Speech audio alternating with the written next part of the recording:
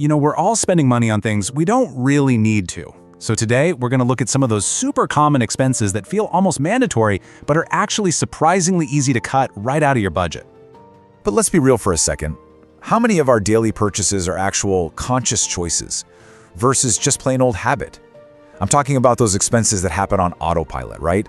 The ones we make without even stopping to ask, wait, do I actually need this? Is this even a good deal? But this isn't just going to be a long list of things to stop buying. Nope. Instead, we're going to dive into 3 really powerful mindset shifts that will help you see all these expenses in a totally new light. They're going to give you the tools you need to really take back control of your spending. So much of the money we waste really just boils down to one simple thing: convenience.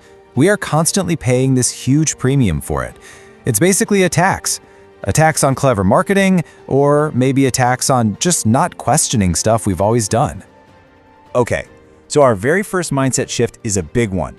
It's all about learning to question the defaults. You know those expenses we make without even a second thought? Just because it's what we've always done.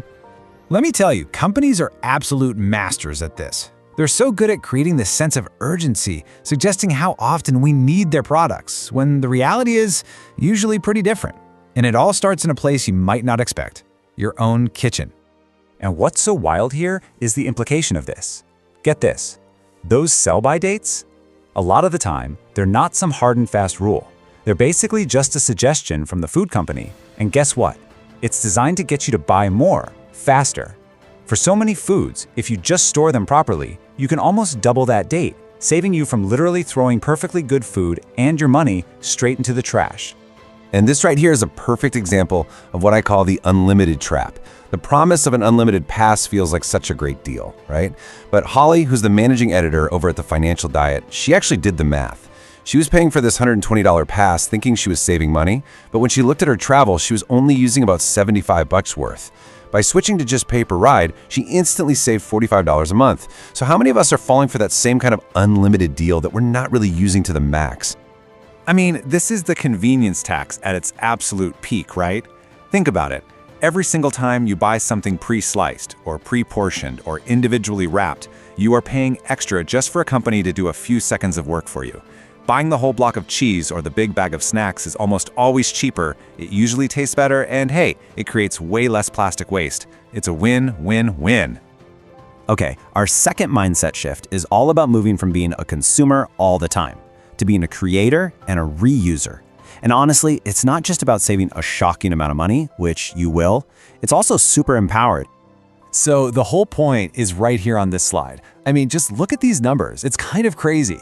A bag of those natural store-bought dog treats can easily set you back $14, but you can make the exact same amount of healthy, meaty treats right at home for about $2. Yeah, it takes a little bit of effort, but you can make a huge batch at once, and you could literally save hundreds of dollars a year.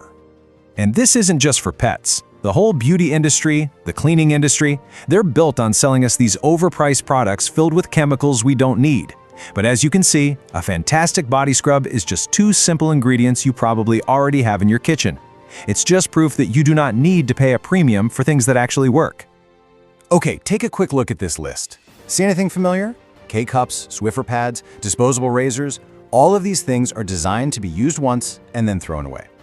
The mindset shift here is to stop seeing them as one-time buys and start seeing them for what they are: a constant, slow leak in your wallet. A reusable K-cup, a few kitchen rags, some refillable travel bottles. Each one is a small change that permanently plugs one of those leaks. And razors? Oh man, razors is such a perfect example of this whole disposable trap. Women in particular are marketed these expensive, fancy disposable systems. Meanwhile, the classic, durable metal safety razors, the ones often marketed to men, are just way better financially. The razor itself is a one-time purchase, and the blade refills cost literal pennies. It's the perfect illustration of how breaking that disposable cycle can save you hundreds over time. All right, our final mindset shift. Now, this one might sound a little backward at first. It's about how sometimes you actually need to spend a little money to stop wasting a lot of it down the road. Just think of it like strategic spending. It's about investing in the right tools and maintenance that make the stuff you already own last longer. That way you're not stuck having to pay for expensive replacements over and over again. Okay, here's a perfect, totally relatable story. Picture this, because we've all been there.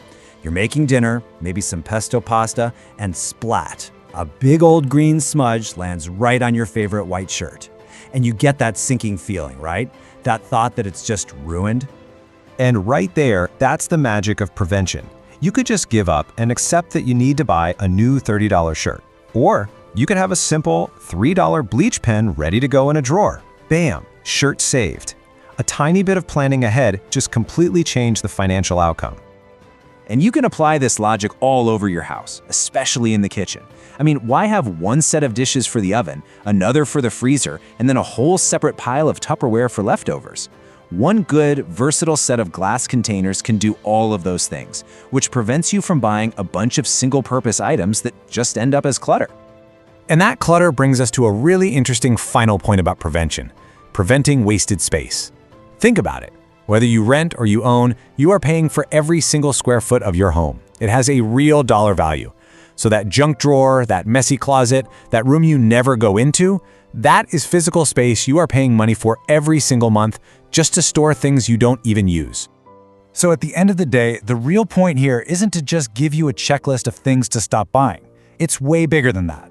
It's about shifting your entire philosophy and your whole mentality around spending money.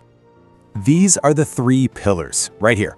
First, you gotta question those defaults, the things you do on autopilot. Second, embrace the power of doing it yourself and reusing things. And third, be willing to invest a little bit upfront to prevent those huge replacement costs later. This is how you really shift from disposable spending to deliberate spending. So now it's over to you. I want you to take a look at your own habits, your own routines. What's just one thing you've been buying on autopilot that you can start to question starting today?